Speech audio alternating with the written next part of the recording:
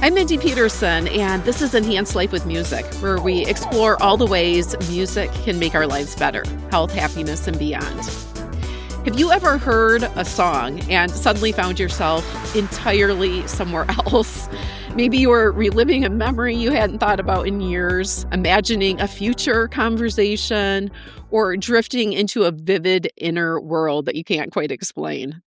Most of us think of those moments as random daydreams or background mental noise. We might even see them as wasted time, or if it happens during a concert, a failure of attention, getting distracted. But what if those moments are actually revealing something profound about how music shapes our emotions, our memories, creativity, and even our sense of connection to one another? What if they are one of music's essential functions? Dr. Elizabeth Margulis has spent years studying this fascinating phenomenon. She is a professor of music at Princeton University, where she directs the Music Cognition Lab. Her work bridges music, psychology, and neuroscience, and her award-winning books include On Repeat: How Music Plays the Mind. Dr. Margulis began her career as a conservatory-trained pianist before turning to cognitive science to explore why music has such a powerful ability to transport the mind. Her latest book just released today. It's called Transported: The Everyday Magic of Musical Daydreams. Congratulations on today's book release, and welcome to Enhance Life with Music, Elizabeth. Thank you so much. It's so great to be here. One concept in your book that really jumped out at me is the idea that music is one of the last spaces, a last refuge, where our mind is still free to wander. And I had never thought about it like that, but it's so true. Talk to us a little bit about why that freedom is so rare today and why there is value in letting the mind wander. Absolutely. So, I see the moments now where we used to kind of get lost in our own thoughts, increasingly populated by screens, by social media. I've seen household members who shall remain nameless, scrolling while doing the dishes or transferring the laundry. So there's just vanishingly fewer opportunities for your mind to wander in this way that used to, by best estimates, occupy 30 to 50% of our waking hours. So, one exception potentially is listening to music where there is some kind, right? There's the sound is going on, but if you're listening over headphones or what have you, it's sort of decoupled from this super overstimulating, visual aspect and, all the other kinds of sensory channels.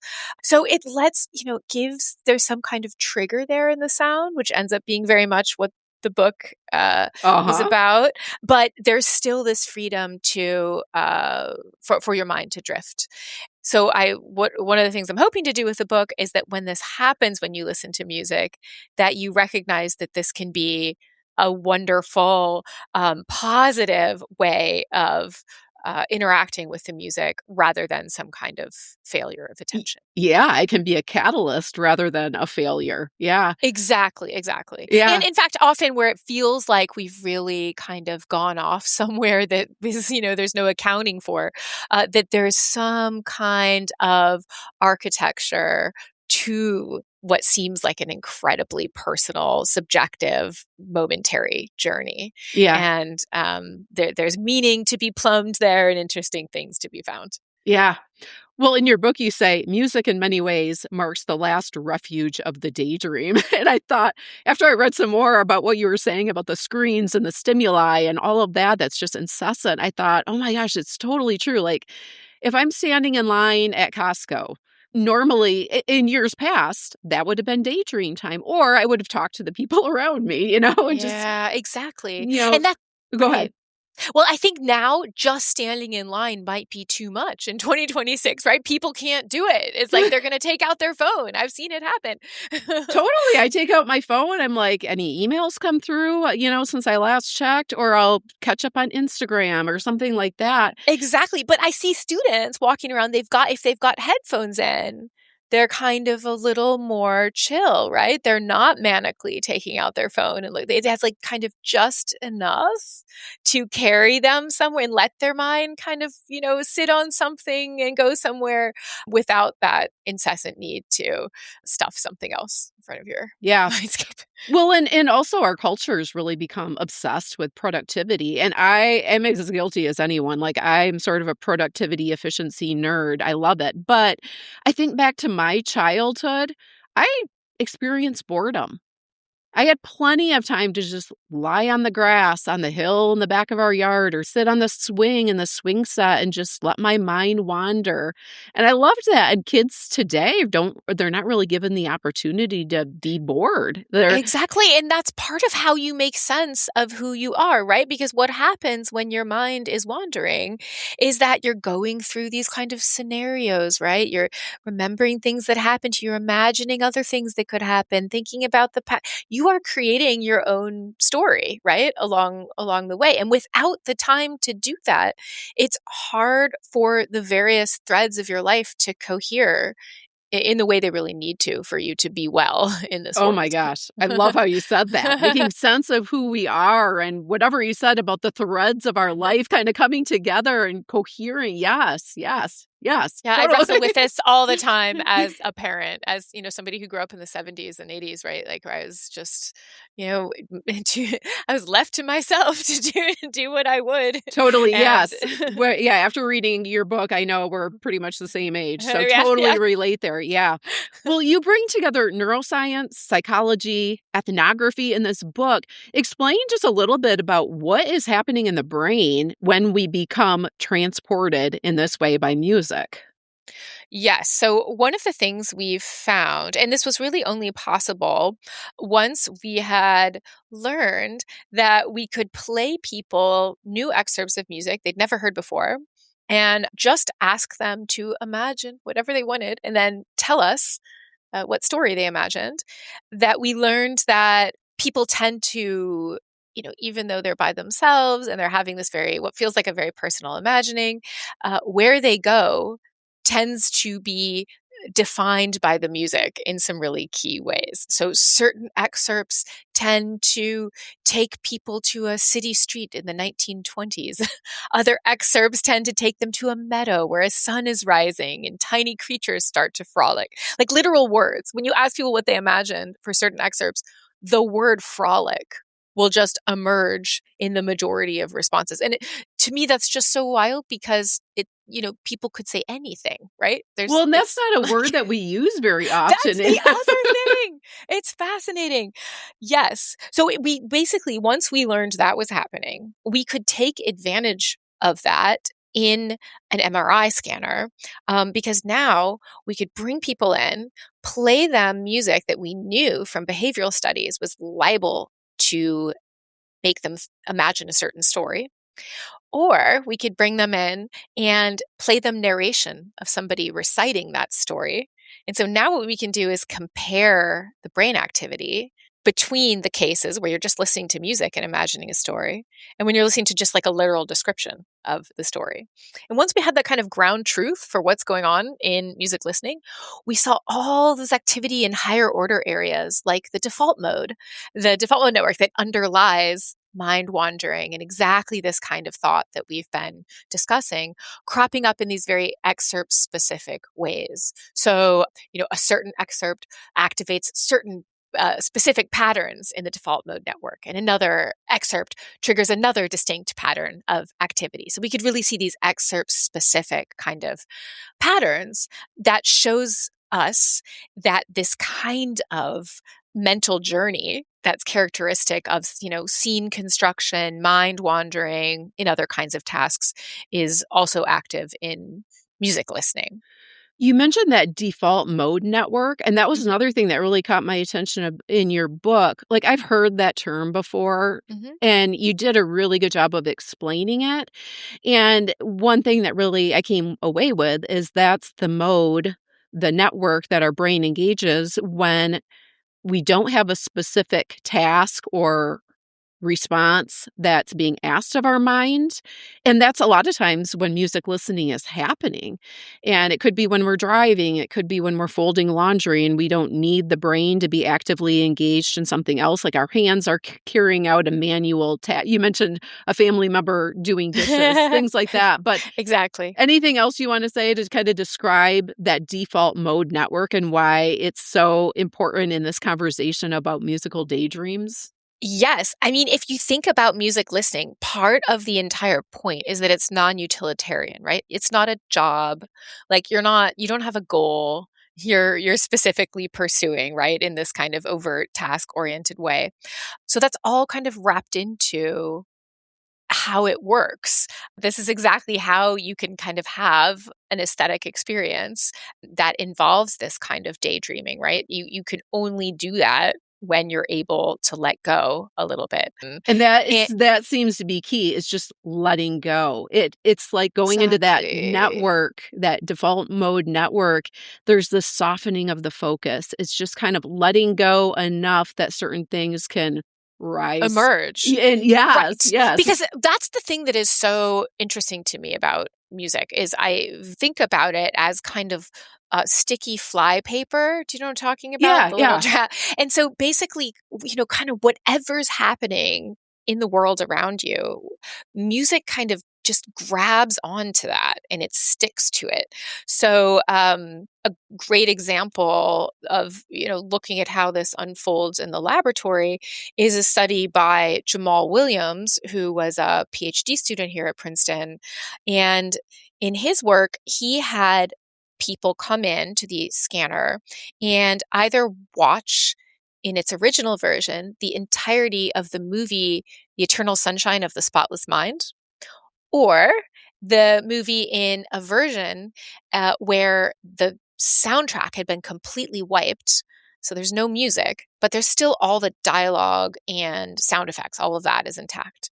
And by comparing brain activity in clever ways between the version with the soundtrack and without, he was able to show that if you're watching a scene where a tune plays that had already played in a previous scene, you're actually reactivating brain activity from the previous scene.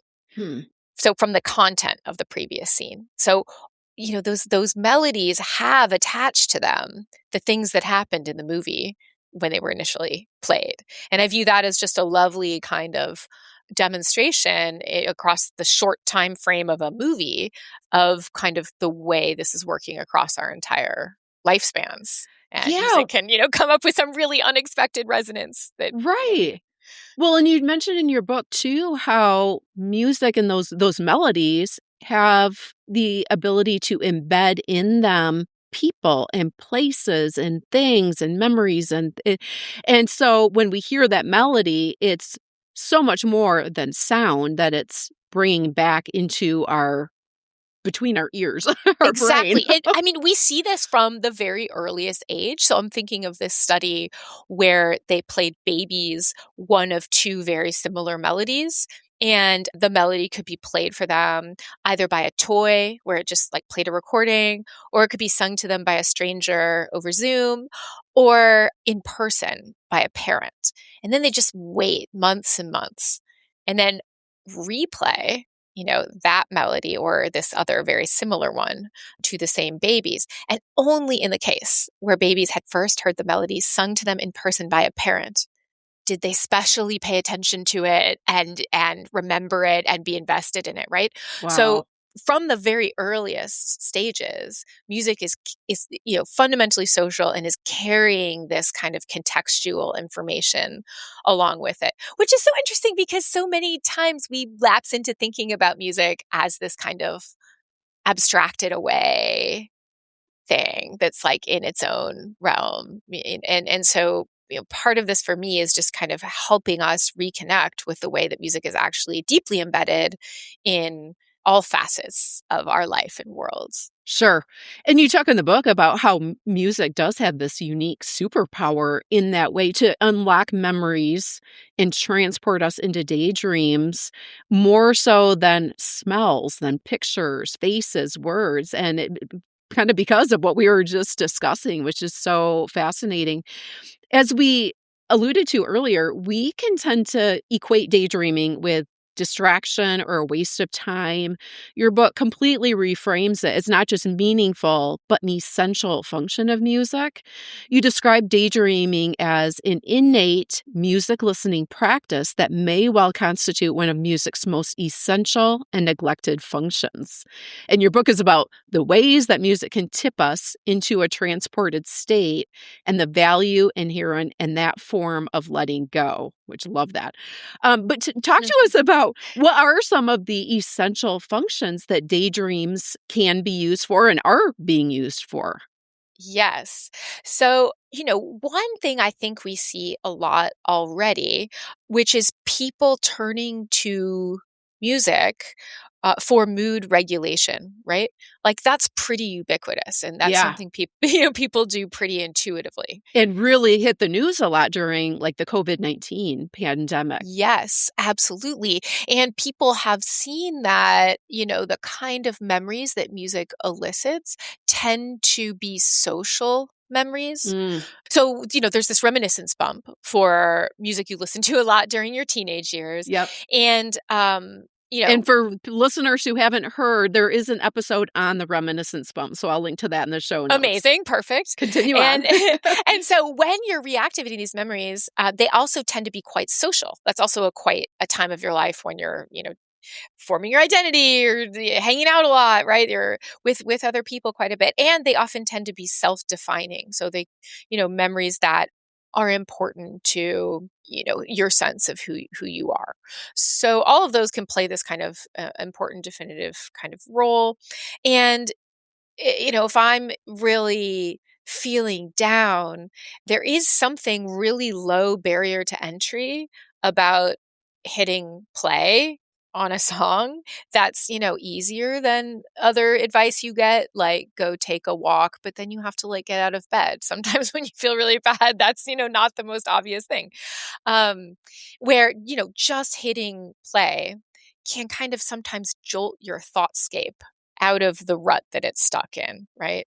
And just shift you into some other kind of internal thoughtscape that can, really start a positive spiral right into some better frame of mind. So I think there's this very kind of everyday use of music that reflects some intuitive knowledge about this power. Oh, there's so much in there to unpack of what you just said. So, I mean, one thing I just want to make sure listeners are catching is the everyday impact and the everyday application and use that we can use this to regulate mood. We can use this as you mentioned earlier, just getting to know ourselves more and understanding more of who we are just by going into these musical daydreams and having And getting this. curious about them, right? Rather than being like, "Oh, I didn't pay attention," or "Oh, that was my mind was wandering." It's like, "Oh," like really introspecting about what the experience is and kind of asking yourselves questions about it. That I found that extremely illuminating, Oh, and there's for just a sure. lot more there than we would first give it credit for. Totally, yeah, it's like this personal insight that we can gain into our own consciousness or our Exactly. subconscious, really, Exactly. as Yeah, these things kind of emerge and float to the top when we're in that default mode network. Kinda like these exactly. personal insights, self-understanding. Your book, there's a quote, you said these daydreams allow us to connect more directly with parts of our thoughtscape that had seemed impenetrable, which I just love that so much.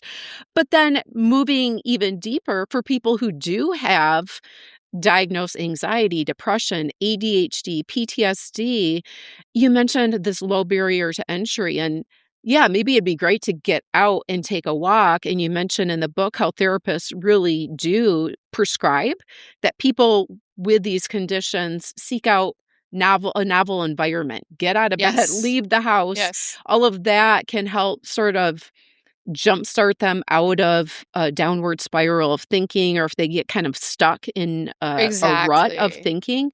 Exactly. But sometimes that barrier to entry is a little too high with somebody with depression, and music is just so easy. You can just hit play and kind of get yourself jump started out of that negative thought pattern. Exactly. And people tend to know what is the right song for them, right? It's not Sure. about like, how can I find the magic song that for, right? I think there's also this aspect about trusting yourself and Your own intuition. Yeah. exactly. Yeah. Yeah. And sometimes you're feeling sad, and a sad song might be perfect for you, which is kind of a paradox in itself, how sad music can sometimes make us feel better. Yes, I think of that sometimes, that consoling effect that sad music can have around, when you're having, there's someone who's a really good listener, really good conversation partner. Really, it feels like they can like sit with the thing that you're trying to express, right, without necessarily trying to solve it or something like that. So there's something about that kind of way that a sad song can make you feel heard or not unalone or something, Oh, totally. that I think is part of that apparently paradoxical effect. Yeah.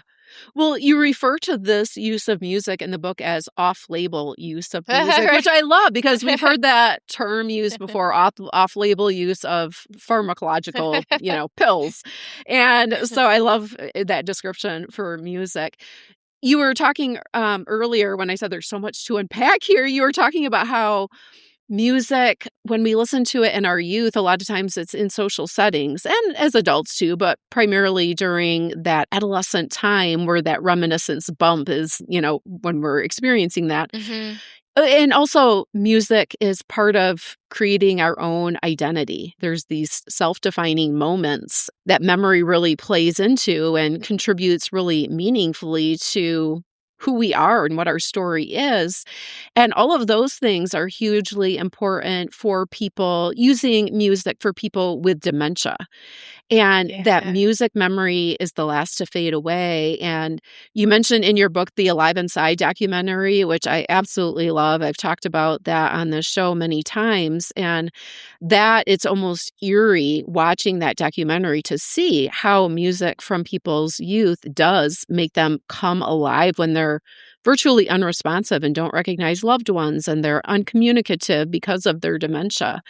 Yes, So every semester that I teach my undergrad lecture on music cognition, students come up to me and tell me about family members who they've seen have this really, experience. It's every single year. I would say it's the most common, just anecdotal thing that a student brings to me about their own witnessing of music's power in their own personal life. wow, Yeah. incredible. In addition to music, I am passionate about health and well-being. For me, a healthy lifestyle includes eating a diet that is mostly whole, unprocessed foods. This is pretty easy when I'm close to home, but living a full life often takes us away from a convenient refrigerator and a predictable schedule. Enter my favorite whole food energy bar. Jam Bar is a certified organic whole food bar, non-GMO and gluten-free. Created by a food science and nutrition expert, athlete, and musician, Jam Bar is packed with protein and fiber and minimally sweetened with only all-natural sweeteners. It doesn't need to be refrigerated and has a 1-year shelf life. These bars do not melt, freeze, or crumble, which means they can go from a day of ice skating in Minneapolis to a trip to the beach when I'm visiting my daughter in Florida. The only problem with those beach trips is keeping my kids from eating all my bars because they love them too.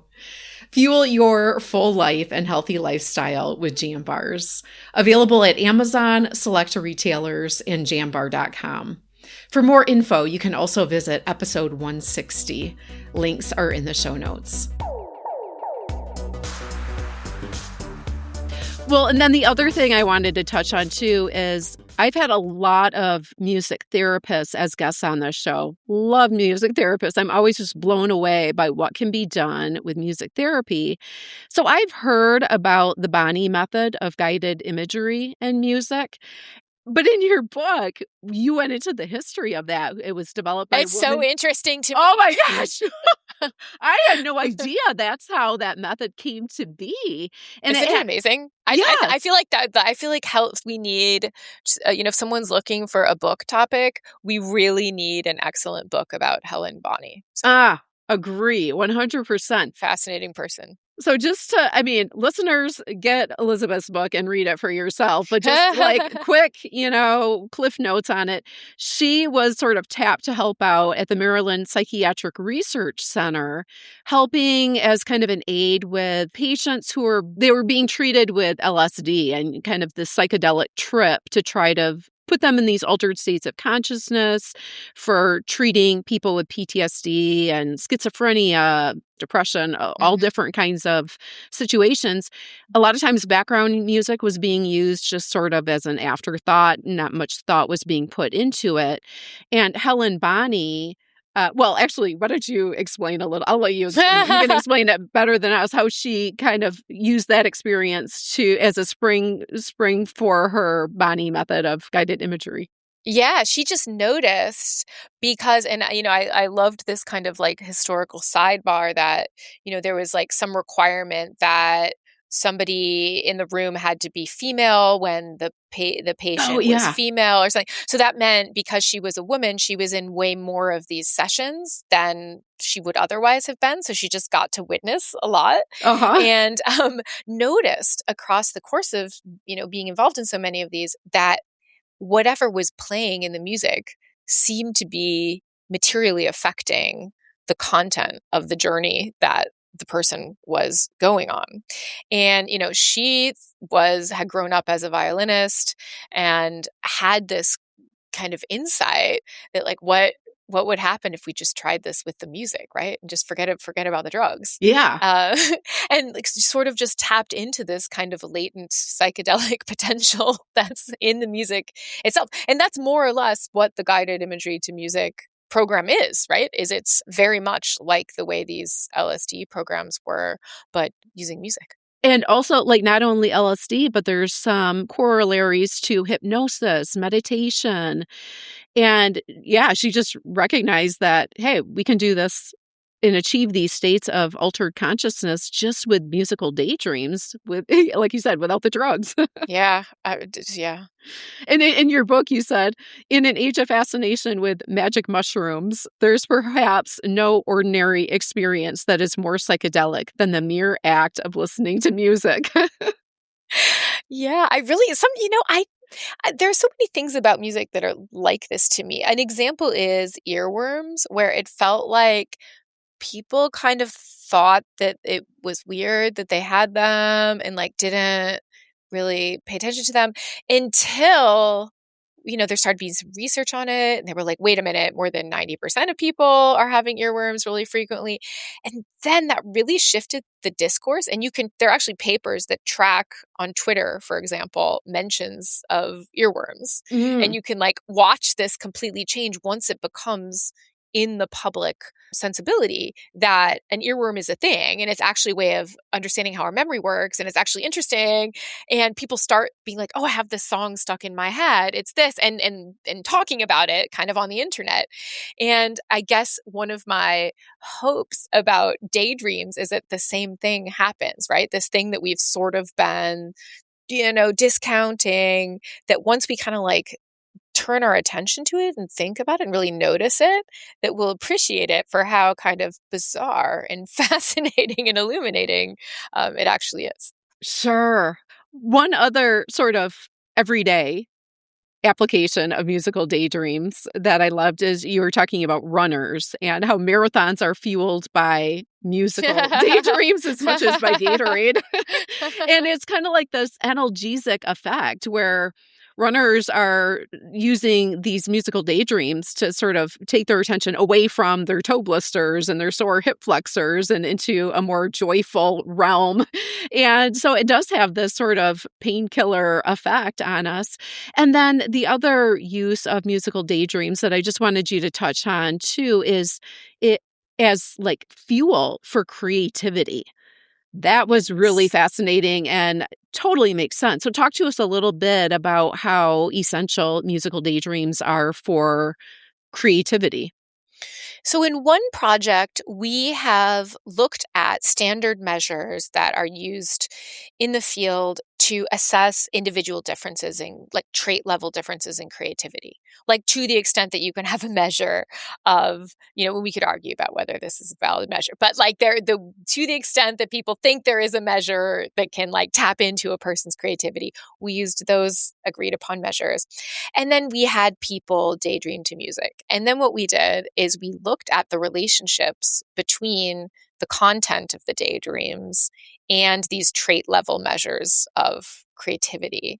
And one of the interesting things we saw was that the people who score higher on standard, like non-musical measures of creativity were also the people whose just whatever intuitive thing they imagined to music, paradoxically, tended to be more similar to what other people imagined in response to that Really? piece of music. Yes. And so what we think is happening there is that perhaps when you're kind of more attuned to associational chains, like you're able to kind of like go from one prompt to the next really kind of rapidly, like take that influence and go with it, that's one important piece that allows you ultimately to be really creative.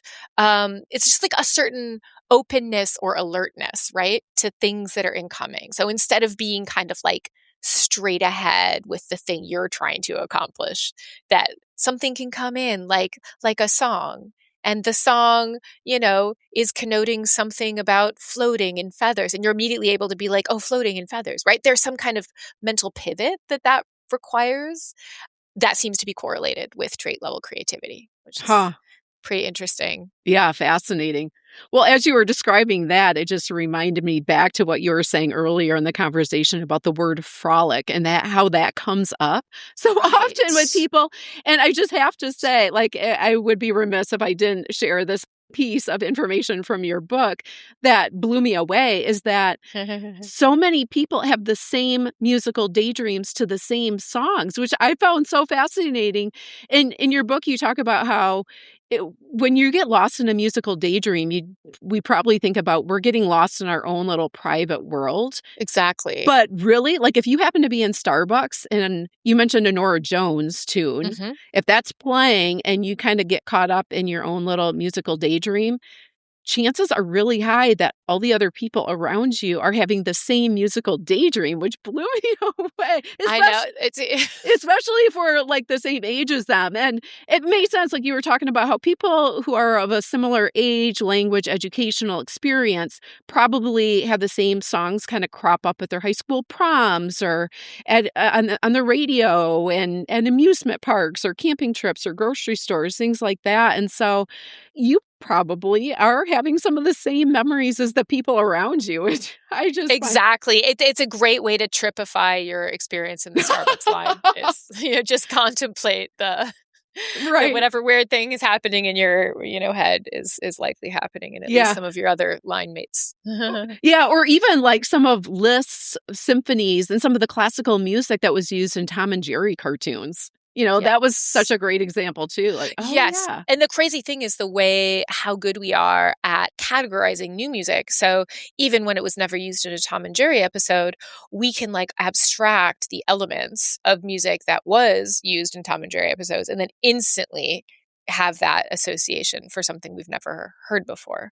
And so to me, that is also just an example of how sophisticated we are actually as listeners. So Yeah. these daydreams that seem like, oh, we're just kind of naive or something, are actually reflecting this incredibly deep and complex taxonomy of sound that we've just, without even trying, developed across the course of our lifespan. Fascinating. With your research and just the process of writing this book, did it change the way that you personally listen to music or how you use it in your life? 100%. I would say this is the project that most moved me from where I started because, I had been trained as a pianist at a conservatory where it was really all about, musical structures and notes and little technical things, right? And almost to the exclusion of this kind of more associative realm that I end up talking about in the book. And it was really only through talking closely with students initially that I came to see how important this mode of listening is and how much I was actually neglecting it in my Really? own life. And they really started this, journey, this spark of curiosity for me that led to kind of all this research and to a different way of orienting to music now myself as a listener. Ah, interesting. Well, I know we're running out of time here. The last question that I have for you before the coda is actually maybe too close to the coda. So I'll ask the A question. hybrid. Yeah, so these might sort of blend together. I'm guessing they probably will. I was going to ask if listeners want to experiment with becoming more transported by music this week, what would you encourage them to try? And then the coda, as you know, I ask all my guests to close out our conversation with a musical ending, which I call the coda, by sharing a musical tool that you wish more people knew about, which could be a book, a blog, an app, a therapeutic tool, or anything that enables them to enhance their life with music.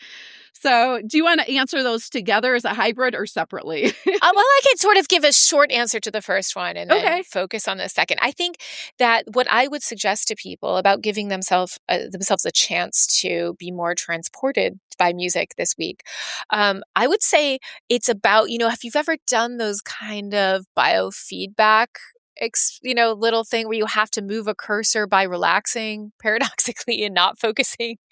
I don't know if you've ever tried I this. don't think I have. It's really a strange experience. But same thing, right? It's the job is not having a job. The job is letting go. Music's playing, Ah, you have no jobs. You're so used to having jobs all day. Now there's no job. And voila, let yourself get curious about what happens. And well, then in and terms as you were describing that, that makes me think about you're a pianist, so you can relate to this too, or any musician of any yes. instrument. You practice and practice a song and perfect it to get ready for performance. When you actually get to the performance, sometimes the hardest part is just letting go and let yourself do what you're trained to do.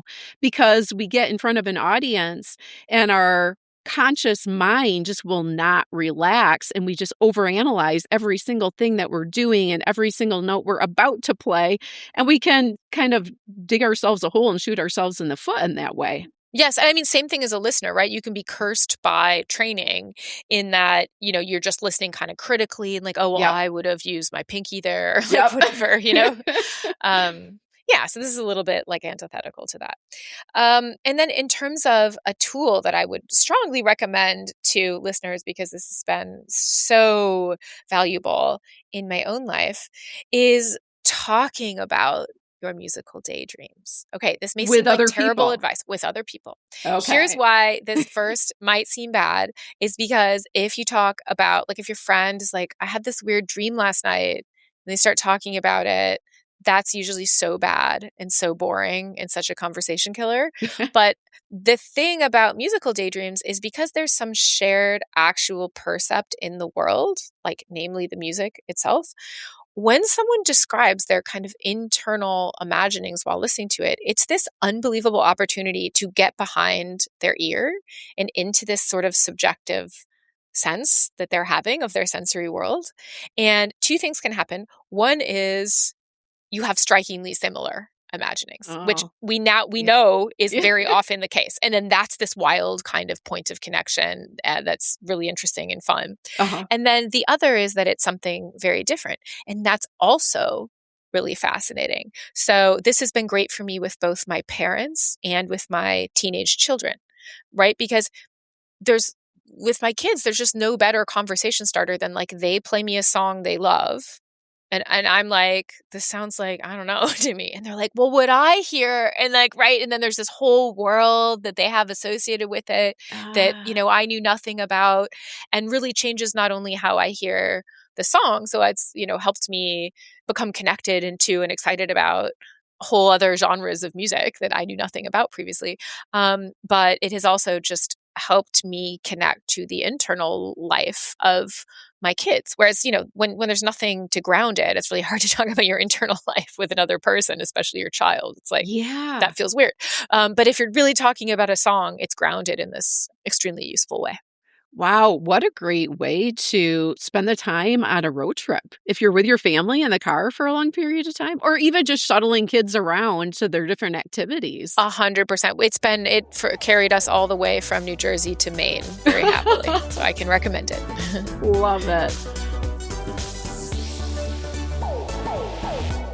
This is such a good idea. And if you like this idea, you'll probably also enjoy a similar concept that involves sharing music and musical memories in a board game format. The game is called Song Saga, and it's an amazing way to share stories and build connections using music with friends and family, especially with intergenerational groups. I'll put a link in the show notes. Also, in the show notes, you'll find all links from today's conversation, a transcript, and related episodes you may enjoy, including Reminiscence Bump that we mentioned, an episode called It Hurts So Good When and Why Sad Music is Enjoyed, and an episode on earworms, how songs get stuck in our head and how to get rid of them. All Enhanced Life with Music episodes are evergreen, so be sure to check out the back catalog for more ways music can make your life better. You can always connect with me on email, mindy@mpetersonmusic.com, Facebook, Instagram, X, or LinkedIn. Thank you so much for joining me today and for sharing the show. Until next time, may your life be enhanced with music.